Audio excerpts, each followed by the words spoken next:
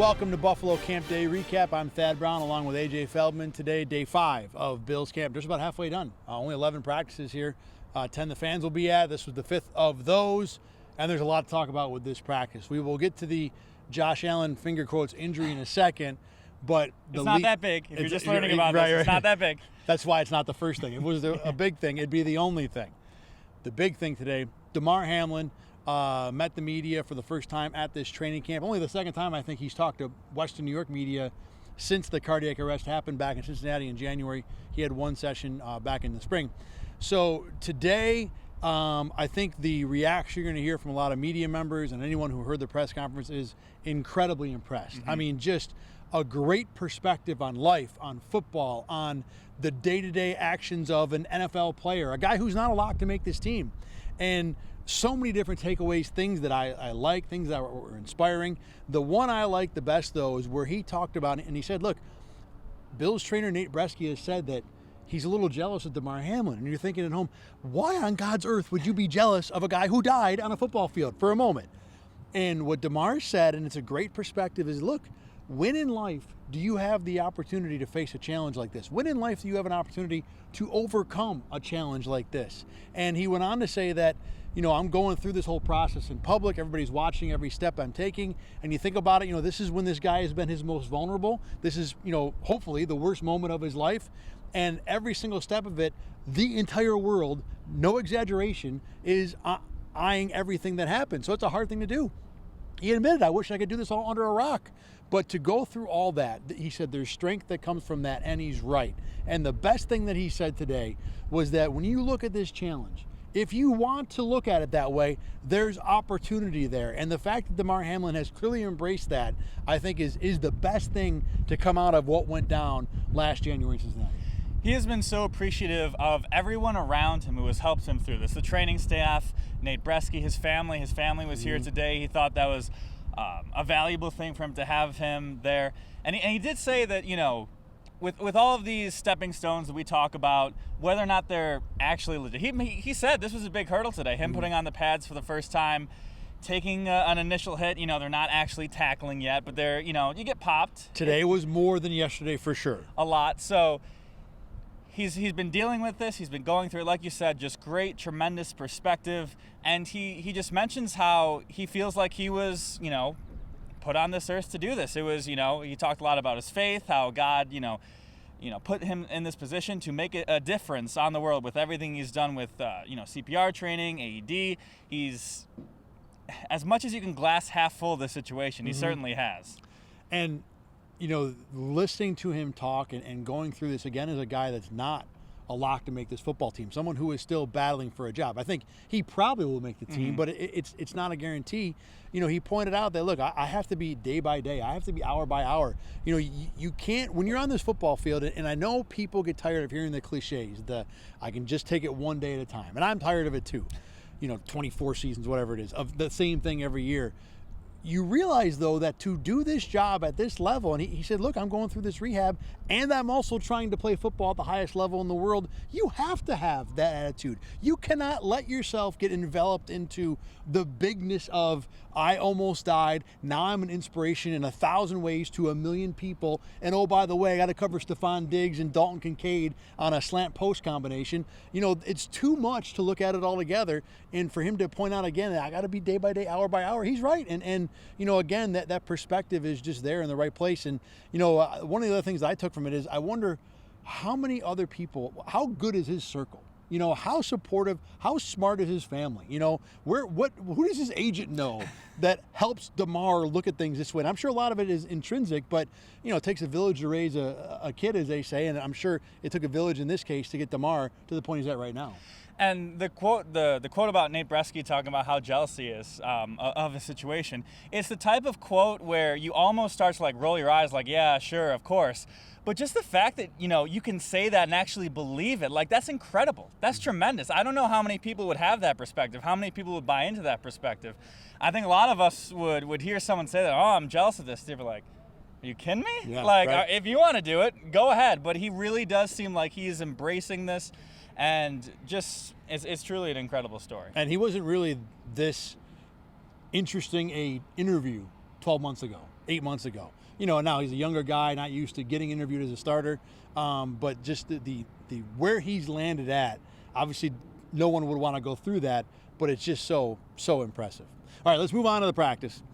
Story one, you probably saw on the tweets, Josh Allen did go down today. There was a moment where no one breathed. There was probably about 10 moments. So we cannot describe the play for reasons that are dictated to us by the Bills Public Relations Department, and we are certainly going to try and follow those rules. We're going to follow those rules. The thing that we can tell you is that Josh Allen was receiving a pass. I hope we can tell you that. We're going to tell you that. And Taron Johnson, he collided. I didn't have a great angle on it. I talked to a reporter who felt that, Taron wasn't really doing anything wrong. It's just a situation where if you're covering a receiver, you're trying to make a play. He didn't know the receiver was number 17. So Allen goes down. Clearly, initially, he was in pain. I mean, something happened. Yeah. Because he was down on the ground for a few seconds. Bottom line, he signed autographs, didn't really talk to trainers. Seems like he's going to be just fine. Yeah, he did when he was down on the ground, and it's tough to tell exactly what he was doing, but it kind of looked like he was pointing to his side, his rib area. I saw got the wind knocked out of him, I thought, potentially too. some sort of emotion, or he just like, oh man, this hurts. Like, it could be something like that. He was, I wouldn't call it a limp, but it wasn't a normal walk he had. The gait was different. Yes, a diversified gait is what he had. So, he definitely felt it. And you don't really blame Taron Johnson too much. If you want to blame anybody in this, it's the coaching staff for putting this scenario together where you have your quarterback in a position to take a hit from a guy like Taron Johnson. On the first day of full pads, too. Yeah, like you can run this thing. They do plenty of work when they don't have a defense out there. If you want to try out some sort of a play and see how it looks, you can do that when there's no defense on the field.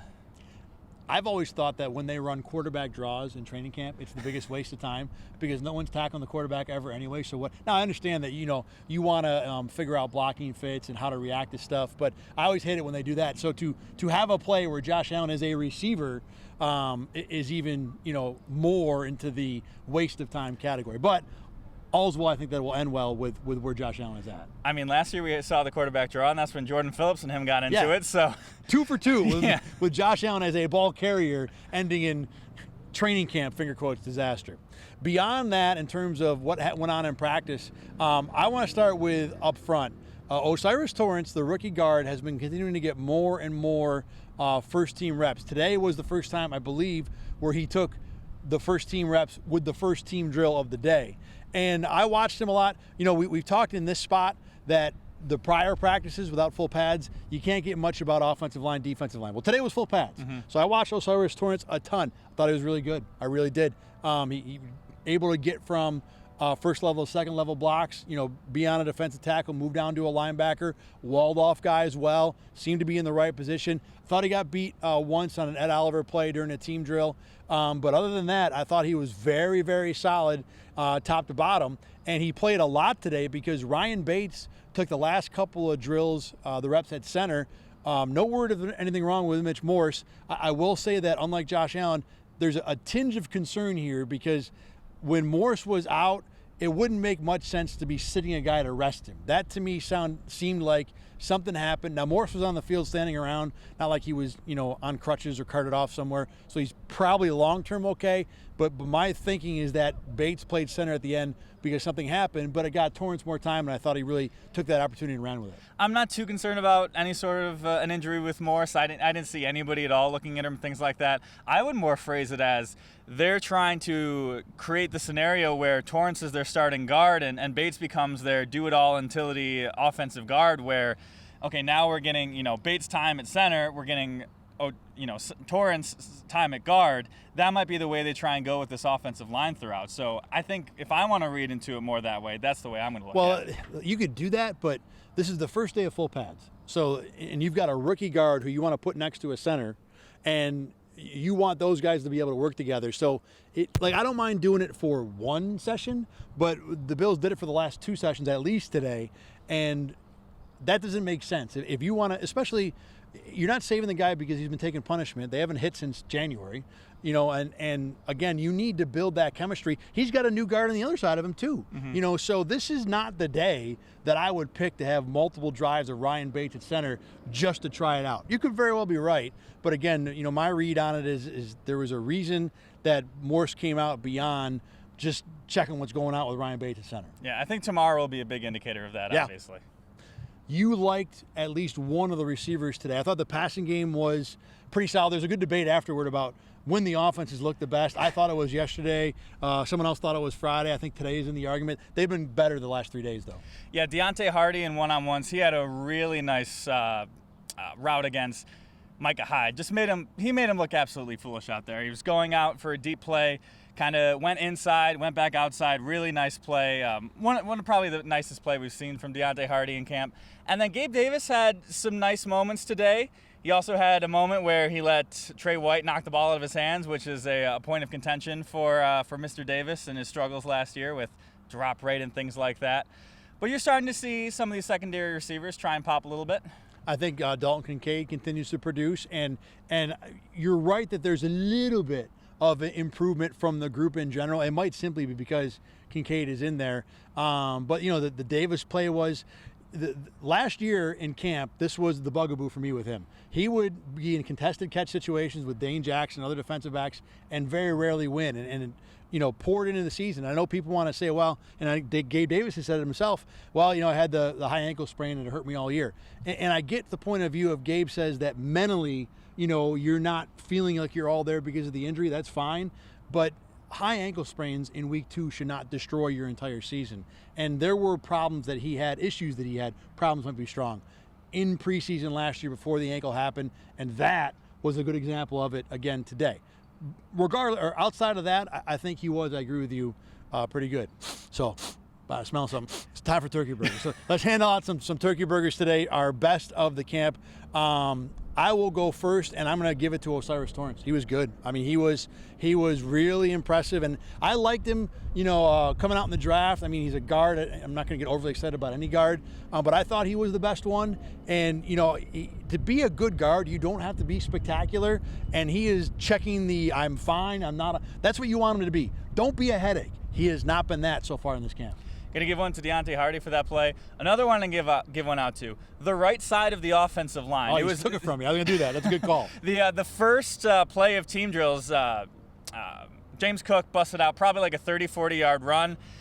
It was a decent bit of James Cook, but the hole was just massive. It was textbook. When you design that pitch out to the right, that is how you want your line, your tight ends to be moving. It was a great play. And if you're going to give a turkey burger for that, we're going to put Gabe Davis in that mix with the turkey burgers because he had a great hook block on Greg Rousseau to help spring that play. But I totally agree, one of the better plays at camp. I'm going to give one out to AJ Epinesa, who had a couple of nice plays pressure-wise. He had, we did one-on-one, actually it was 2-on-2 O-line, offensive line pressures today. He had a nice little rep where he stepped right inside David Questenberry and got a pressure. So Epinesa, had a good day today. I'm going to give him a turkey burger. And then Quinton Morris had a couple nice plays in second teams of the red zone drill. Had a touchdown. They were getting involved in multiple ways. He's the guy that they're going to try and count on if they're going to go this Kansas City Chiefs route of 13 personnel working with Kincaid and Knox. If Quinton Morris can be a guy that you have to pay attention to, can be not just a body out there, that'll be a big help if they're trying to do some interesting things out there. It's funny to think of third tight end Quinton Morris as a linchpin to the season, but you're right. I mean, 13 personnel, we've talked about it a little bit. That might be the new buzzword when it comes to NFL formations, and he is the most likely guy. I know they just signed Jay Sternberger, but I think Morris would be the more likely guy to be in that mix. Yeah. All right, we are all done for today. Appreciate you watching and listening. If you want, we'll be back again tomorrow. Carl Jones will be in this spot with me for practice number 6 here at St. John Fisher. For AJ Feldman, I'm Thad Brown. Thanks for watching on RochesterFirst.com. Thanks for listening on Spotify. We'll see you again tomorrow on Buffalo Campday Recap.